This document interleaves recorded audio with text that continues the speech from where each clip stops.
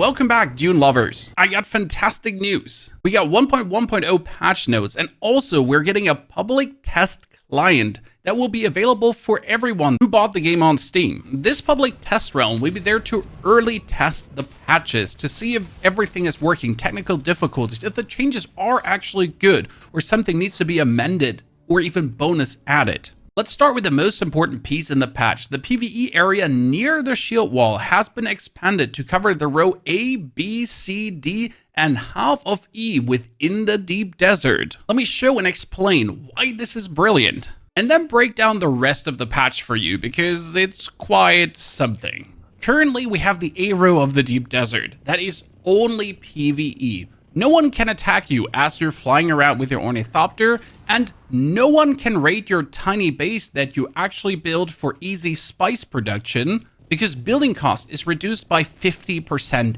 in the Deep Desert. Also in the A row, we get our Mark V research stations that we can farm down, and the loot in there is per person. So I can go in, loot the box, and another person can right away go in behind me and loot the box, because this is still the PvE area. And currently I have to take my ornithopter, fly all the way to the I row or H row to farm some spice up there.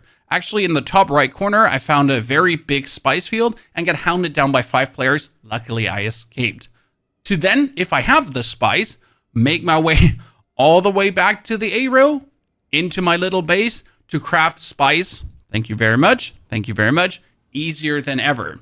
This building here would usually cost me 135 spice melange, but since I built it in the Deep Desert, it's 68, and this base again is unraidable. Well, now with the change coming, or with the change currently being on the test server, I can take this tiny base and I can move it all the way to the start of the E row.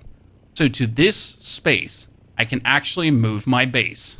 Which means if I'm then going for spice runs, I just jump into F, G, H, and I'm already there. And if I need to escape someone, if there's 4 players here trying to grieve me, well, guess what? I could relatively easy escape, unless they're highly skilled and I actually suck. But not only that, on the way to the E row, we have a research station in the D row, and that one should now count as PvE as well. So instead of having to fight over the loot as we do here in the G row, we should be able to go in the D row. It's still Mark 6. We still have to be powerful and farm it down, but 100% guaranteed get our loot, and no one else has taken this before us. But we can also, in the E row, get ourselves tons of storage for our stravidium or titanium. And if we want to be really juicy, we build ourselves a medium chemical refinery and can start making plastanium inside the Deep Desert. And these ingots are way easier to transport than the actual stravidium and titanium. This opens up the Mark 6 crafting quite a lot, as a large ore refinery needs 380 plastanium ingots. That's expensive. And our Mark 6 Scout Ornithopter is looking at 70 plastanium, another 15 per wing, with another 60.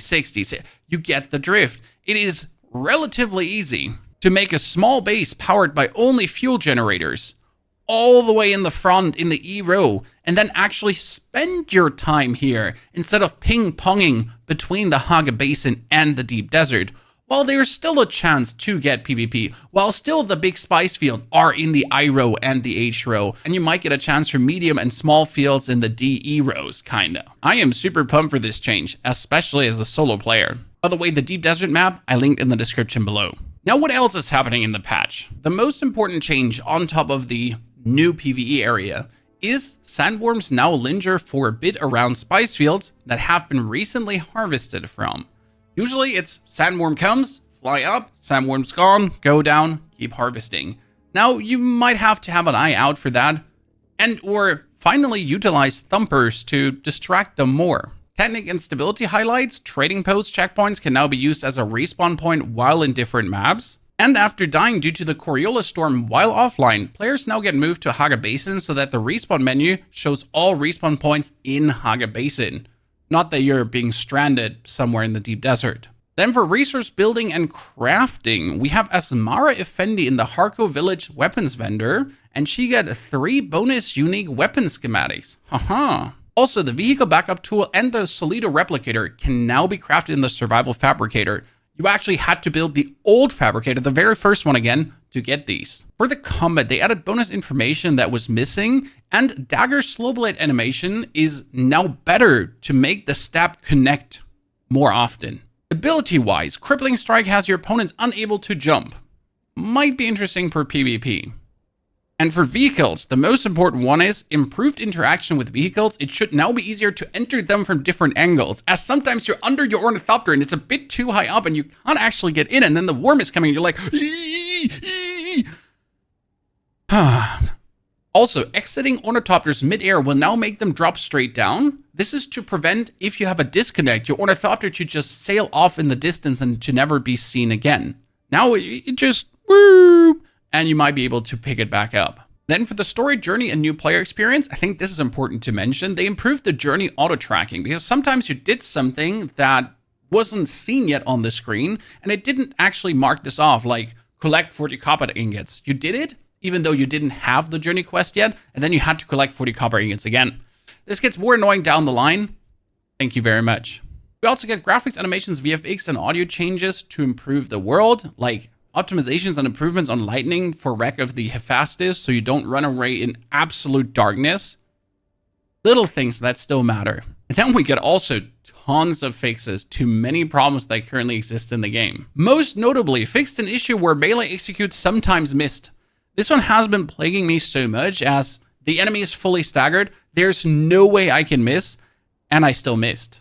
It's beyond frustrating, especially if it's your last slip of stamina, and then you suddenly get pummeled by 3 guys because you missed your attack. The next one is something you might not even have known. Abilities. Players will no longer lose 1 skill point when respeccing their skill tree.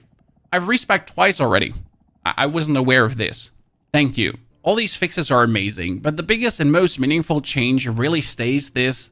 From A to E row, we can now PvE enjoy the deep desert. All this space is safe. You cannot get attacked, you cannot get raided, your base cannot get destroyed. I can go then on the E row, make my base here. I could even bring my buggy into this. I could disassemble the buggy, land it here, drive to these locations, and then make my way to the titanium ore, to the stravidium we have over there, and drive back with the buggy with tons of loot. Bam! The Discord is right now cooking hot. People discussing if this is okay or not. People saying it should be only A to C row. No matter how many rows we're getting PvE. It will be amazing for the game. It will shut down the griefers, because right now PvP is just full of bullies and really not an enjoyable experience. Apart from 1 or 2 edge case fights out of hundreds of What do you think? How are you feeling about this patch? I can't wait to see this hitting live. As we have the test server right now, I would expect a 1-week turnaround, so in 7 days that we actually get the patch, and that we can then move our deep desert base forward.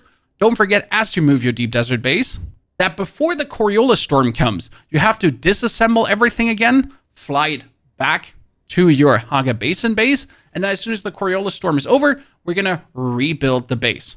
That's also the reason why I'm going to make myself the Assault Ornithopter, because the Assault Ornithopter has 1,000 storage. And with 1,000 storage, I can bring all the materials for my deep desert base right away that can then also make the chemicals and the plastanium ingots.